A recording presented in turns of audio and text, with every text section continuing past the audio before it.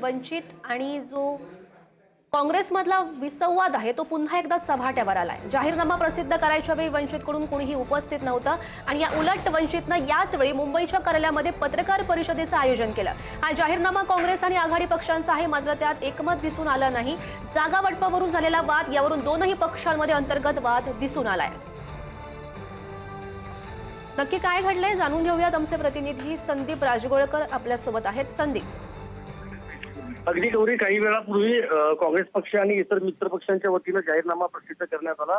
मुंबई महापालिकेची इमारत आहे, त्याला लागूनच एका रस्त्याला लागून फुटपाथवर अक्षरशः जाहीरनामा प्रसिद्ध करण्यात आला। यावेळेला वर्षा गायकवाड असतील, काँग्रेस नेते सचिन सावंत यांच्यासह मित्र पक्षातले बरेच नेते उपस्थित होते। पण महत्वाचं हेच आहे की वंचितचं त्या ठिकाणी कुणीही उपस्थित नव्हतं। त्यामुळे एक सवाल खरं तर उपस्थित केला जातोय की वंचितच्या वतीनं त्याच वेळेला एका पत्रकार परिषदेचं आयोजन करण्यात आलेलं होतं, ज्याची वेळ 1:30 वाजताची होती आणि जाहीरनामा प्रसिद्ध करण्याची वेळ 2 वाजताची होती। त्यामुळं यामध्ये एक विसंवाद जो आहे तो वंचित आणि काँग्रेस या दोन्ही पक्षांमध्ये पाहायला मिळाला। त्यामुळं आता याबाबत वंचितकडून काही उत्तर येतं का हे बघणं महत्वाचं आहे। मात्र काँग्रेसकडून असं सांगण्यात आलं की त्यांचे इतरत्र कार्यक्रम असल्यामुळे प्रकाश आंबेडकर किंवा इतर जे नेते ते उपस्थित राहिले नाहीत। पण राजेंद्र गवई यांच्यासह मित्र पक्ष जे रासप मधले नेते असतील, हे सगळे जर नेते या जाहीरनाम्याच्या कार्यक्रमावेळी उपस्थित होते।